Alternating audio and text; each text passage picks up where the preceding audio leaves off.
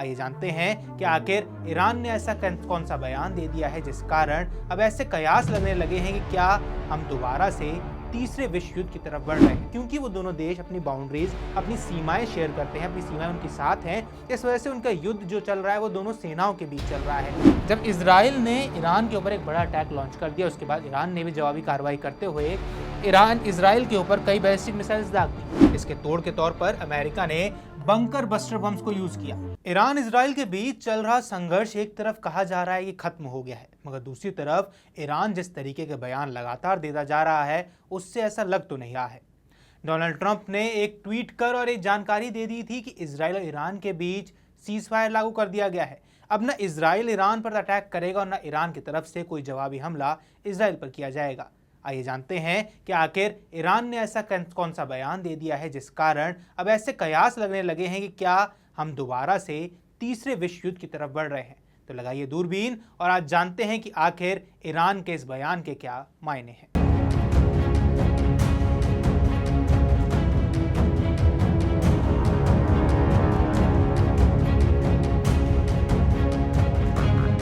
नमस्कार, आप देख रहे हैं अमर उजाला और मैं हूं आपके साथ साहिल सुयाल। सबसे पहले यहां समझने वाली बात यह है कि ईरान के जो सुप्रीम लीडर हैं अयातुल्लाह अली खामेनेई, उन्होंने एक बात को काफ़ी स्पष्ट कर दिया है कि हम IAEA को अपने देश में एंट्री नहीं लेने देंगे। क्यों? क्योंकि जब इजराइल ने एक बहुत बड़ा अटैक लॉन्च कर दिया था ईरान के ऊपर, उसके बाद से ये युद्ध काफ़ी ज़्यादा भड़क गया था। इस युद्ध के बारे में आराम से जानते हैं और एक बार ध्यान देते हैं कि असल में अब तक हुआ क्या है। ये है इजराइल की सीमा और ये है ईरान की सीमा। अब अगर हम बात करें तो इजराइल और ईरान के बीच तकरीबन डिस्टेंस बैठ जाता है। अगर हम इसकी सीमा की बात करें तो क्योंकि ये दोनों देश ऐसे हैं जो आपस में बाउंड्रीज शेयर नहीं करते हैं। रशिया यूक्रेन की हम बात करें तो रशिया यूक्रेन का जो युद्ध चल रहा है उस युद्ध में हो यही रहा है क्योंकि वो दोनों देश अपनी बाउंड्रीज, अपनी सीमाएं शेयर करते हैं, अपनी सीमाएं उनके साथ हैं। इस वजह से उनका युद्ध जो चल रहा है वो दोनों सेनाओं के बीच चल रहा है। एक सेना दूसरी तरफ जाती है, एक दूसरे की बाउंड्रीज क्रॉस करती है, एक एरिया को कवर कर लेती है और कहती है कि इस पर हमारी जीत हो गई है। मगर इस कंडीशन में, इस पूरे उसमें इजराइल और ईरान के बीच में कोई ऐसी बाउंड्री नहीं है। देखा जाए तो बीच में लेबनान, यहाँ पर लेबनान आता है, फिर सीरिया है, जॉर्डन है, इराक का बहुत बड़ा एरिया आता है, उसके बाद जाके कहीं ईरान आता है। इस वजह से जो युद्ध चला वो युद्ध या तो बैलिस्टिक मिसाइल्स पर लड़ा गया, या तो वो ड्रोन्स के थ्रू लड़ा गया, और या तो कुछ ना कुछ जो ईरान अपने प्रॉक्सीज खड़ा करता रहा है, चाहे वो हिजबुल्लाह को खड़ा करना हो, हूती विद्रोहियों को खड़ा करना हो, हमास के थ्रू अटैक करवाना हो, ऐसे तरीकों से ईरान हमेशा से अटैक करता रहा है। जब इजराइल ने ईरान के ऊपर एक बड़ा अटैक लॉन्च कर दिया, उसके बाद ईरान ने भी जवाबी कार्रवाई करते हुए इजराइल के ऊपर कई बैलिस्टिक मिसाइल्स दाग दी। अब यहाँ पर समझने वाली बात यह है कि ईरान की तरफ से सिर्फ बैलिस्टिक मिसाइल्स लॉन्च की जाती हैं, ड्रोन्स लॉन्च किए जाते हैं, मगर इजराइल क्या करता है? इजराइल अपने जेट्स को लेकर जाता है, ईरान के एयर स्पेस तक में जाता है और वहां पर ड्रोन्स गिरा देता है, वहां पे बम गिरा देता है, जिस वजह से ये कहा जाता है कि इजराइल के पास इतना इफेक्टिव सिस्टम मौजूद है कि वो आपकी सीमा में घुस के आप तक तबाही पहुंचा देता है।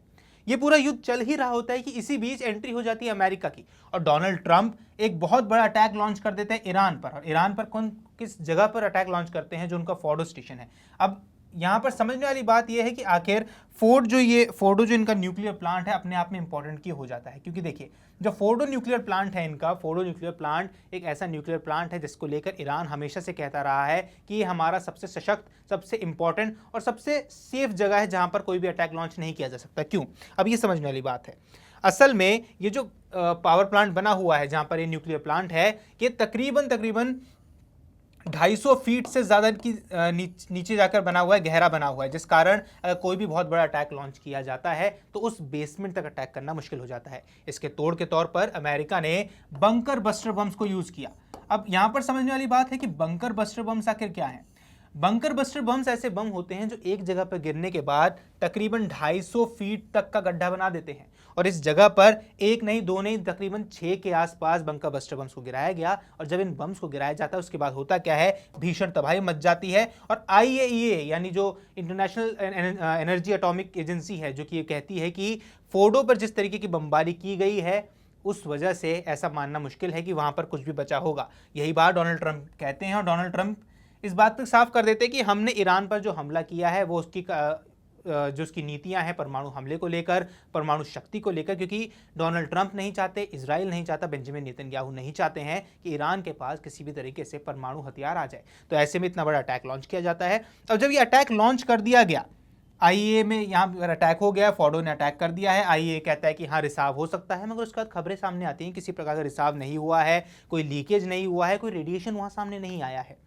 जिसके बाद अब पूरा युद्ध खत्म हो जाता है। युद्ध खत्म होने के बाद अब पूरी कहानी दोबारा से शुरू हो गई है। क्यों? क्योंकि खामेनेई ने एक बात साफ कह दी है कि हम आईएईए को हमारे देश में आके किसी भी तरह की कोई भी जानकारी प्राप्त करने नहीं देंगे। और अगर ऐसा होता है तो एक बात साफ हो जाएगी कि इजराइल ने जो अटैक किए थे ईरान के ऊपर, और ईरान ने जो ये कमेंट कर दिया है, इस वजह से नया युद्ध शुरू हो सकता है। क्यों? क्योंकि ईरान के इस कमेंट का मतलब सीधा है कि वो जो न्यूक्लियर प्लांट वो बनाना चाह रहे थे, वो न्यूक्लियर प्लांट अब रुका नहीं है। और यही बात आईएए के जो चीफ हैं उन्होंने भी ये बात कही थी कि भले ही अमेरिका ने नुकसान ज़रूर पहुंचाया हो, मगर ये मानना मुश्किल है कि ईरान दोबारा ये कदम नहीं उठाएगा और अपना न्यूक्लियर प्लांट दोबारा नहीं बना सकता। क्यों? कि जितने भी हमले किए गए, ऐसी कुछ खबरें भी सामने आई थी जिसमें कहा गया कि ईरान ने पहले ही कई मात्रा में अपना यूरेनियम संवर्धन जो वो बना रहा था, जिस यूरेनियम को उसने बनाया था, उसको ट्रक्स में भर के पहले ही कहीं और ले जाया गया था। तो अगर ऐसा केस बन चुका है, अगर ईरान उस यूरेनियम को बचा चुका है, तो वो दोबारा तकरीबन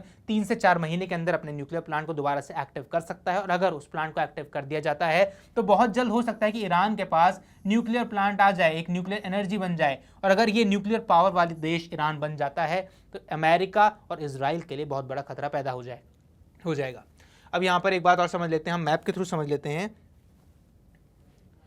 जो ये इजराइल की बाउंड्रीज है, अब ये जो ईरान था, ईरान के ऊपर जितने भी अटैक किए गए, वो जो उसके न्यूक्लियर प्लांट्स थे उन पर क्यों अटैक किए जाते हैं, आप ध्यान देंगे तो इजराइल जिस लोकेशन पर इजराइल आता है और जिस लोकेशन पर ईरान आता है, अपने आप में बहुत इंपॉर्टेंट हो जाती हैं। क्यों? क्योंकि ईरान के आसपास कुवैत है, नीचे कतर है, यहाँ यूएई है, फिर इराक आता है, फिर सीरिया है, जॉर्डन है। देखिए सीरिया एक तरीके से हम कह सकते हैं कि ईरान का सपोर्ट कर सकता है, इराक भी सपोर्ट कर सकता है, कुवैत के बारे में कुछ खास कह नहीं सकते। जॉर्डन और इजराइल आपस में काफ़ी फ्रेंडली कंट्रीज़ हैं, तो वो अटैक नहीं करेंगे। बात रहेगी लेबनान की, तो लेबनान की बाउंड्रीज में पहले ही हिजबुल्ला के कुछ बेसेस बने हुए हैं, नीचे यमन है, यमन में हूती विद्रोहियों के बेसेस बने हुए हैं, हमास के साथ आपका युद्ध ऑलरेडी चल रहा है। तो ऐसे में इजराइल के लिए एक क्रिटिकल सिचुएशन बन जाती है कि अगर ईरान परमाणु हथियार बन जाता है तो कहीं ना कहीं वो जो पहला अटैक किया जाएगा वो इजराइल को खत्म करने के लिए किया जाएगा। अब ऐसे में सवाल यही उठता है कि क्या नेतन्याहू इस पर क्या कदम उठाने वाले हैं, और अगर नेतन्याहू कोई बड़ा कदम उठाते हैं तो क्या एक बार फिर से ईरान पर कोई बड़ा अटैक लॉन्च किया जाएगा? आपकी इस पर क्या राय है, हमें कमेंट बॉक्स पर जरूर बताएं। फिलहाल इस वीडियो में इतना ही। नमस्कार।